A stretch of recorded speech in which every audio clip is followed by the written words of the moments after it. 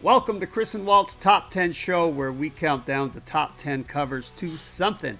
I am Walt. And I'm Chris. And Chris, let's remind everyone that these videos are brought to us by Ice Collectibles. Please visit icecollectibles.com. It is Canada's best place to sell your collectibles. And with our weekly eBay Ice Collectibles auction, it's Canada's best place to buy your collectibles as well. Sure is. All right.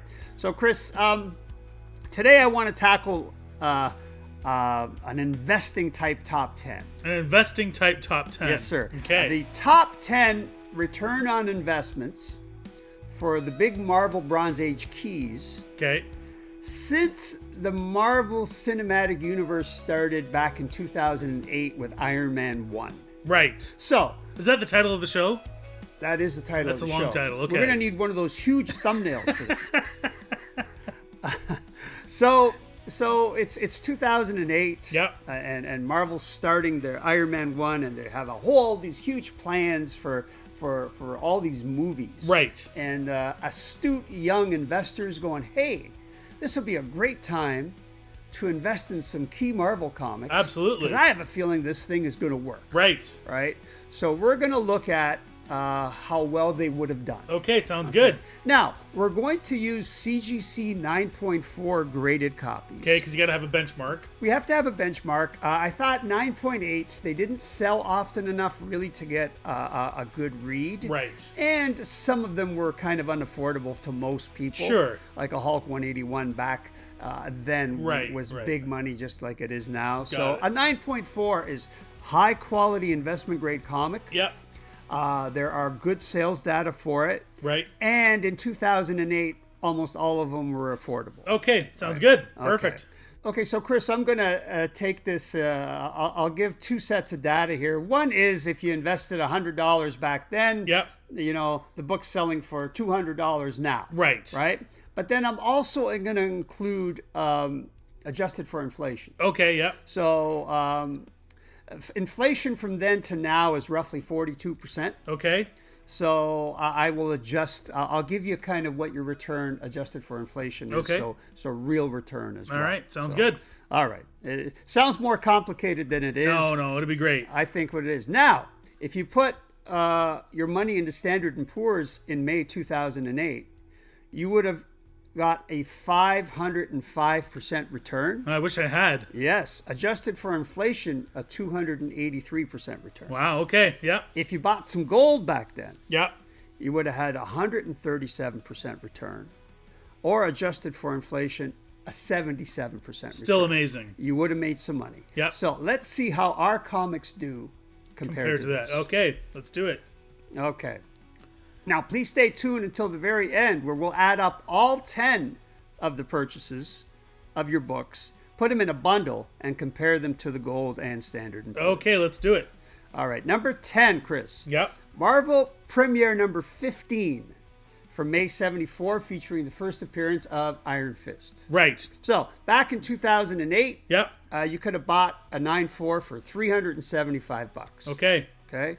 Last sale, $720. Right. 92% return. Yep. 52% adjusted for inflation. Great investment. Did you buy one? I did not. Oh, look at you. I should have. Yes, you should have. All right, let's move to number 9. Okay. Iron Fist number 14. Right. First appearance of Sabretooth. Okay, back in the summer of 2008, you could have picked one up for $300. Yep. Last sale, $660. That's a 120% return, 67% adjusted for inflation. Very good. Yeah. Okay, another good return. Absolutely.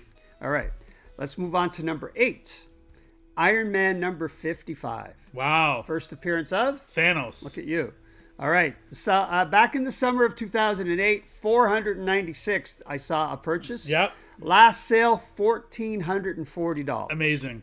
190% return. Wow. 106 adjusted for inflation. Wow, that's great. That's a good buy. Yep. Very good buy. Did Yep. you buy one of those? I might have to get you to stop asking. I think I see what you're See a trying to say. pattern here? All right. Okay. Last time I asked Chris that. Okay. All right. Let's move on to number 7. All right. Hey, special Marvel edition number 15 from December of 73. the first appearance of Chang-Chi, Master of Kung Fu. Nice. You could have bought one, a 9.4 back in '08 for $153. Last sale, $458. Nice. That's a 199% return on investment. Yep. 111% return adjusted for inflation. I love it. Okay, let's move to number 6. Whoa, one of my favorites. Amazing Spider-Man number 129, the first appearance of... The Punisher. Right. $1,250 back in '08 in the summer. Last sale, $39.61. Wow. A nice 217% return. 121% return adjusted for That's pretty inflation. good. That's a great book. One of my favorites. Me too. I did buy one of those, but I don't think I bought it at that low end. I bought it somewhere around 2017, 18. I paid a pretty penny, but I think I'm still a little bit ahead. Good. Right. That's good. Okay, let's move on. Okay. Number 5, Giant Size X-Men number 1, featuring from the summer of '75, featuring famously the first appearance of the new X-Men team, That's including right. characters like Storm and Nightcrawler and Thunderbird. Yeah. In summer of 2008, you could have bought one for $1,424. There was a sale. Yeah. Last sale, $4,800. It's crazy. That's a 237% return. Yep. 132 adjusted for inflation. Amazing. Yes. Okay, let's move on to number 4. Okay. Number 4, The Incredible Hulk number 181. Yep. November 74. Of course, the first full appearance. We got to get that right. First full appearance, not a cameo. Not a cameo. First full appearance of Wolverine. Back in the summer of 2008, there was a sale at $26.92, $2,692. Last 9.4 sale, $10,434. That's crazy. Right. Yeah, that's great. 288% return on investment. 161% adjusted for inflation. Wow. Okay, let's move on to number 3. Yep. Werewolf by Night number 32 from August 75, featuring the first appearance of Moon Knight. Right. That's right. Back in summer of 2008, a copy sold for $700. Yep. Last sale, $3,600. A nice whopping return of 414%. Wow. 232%. I wouldn't have thought that book would have been that high. Right. Yeah. Did you see that the series? I did. It was good. Yeah. Yeah, you liked it? I liked it. Yeah. I saw the first. Was there 2 seasons or just one? Just one. I think there's I going to be saw it. another I season. liked it. I thought it was good. Yeah. Right. And obviously the public thought it was good enough because they're paying good money for Absolutely. it. Right. All right. Let's move on to number 2. Okay. Marvel Spotlight number 5 from August 72, featuring the first appearance of Ghost Rider. Ghost Rider. Back in the summer of 2008, you could have bought one for $1,750. Yep. Last sale, Chris, $11,400. Wow. 551% return.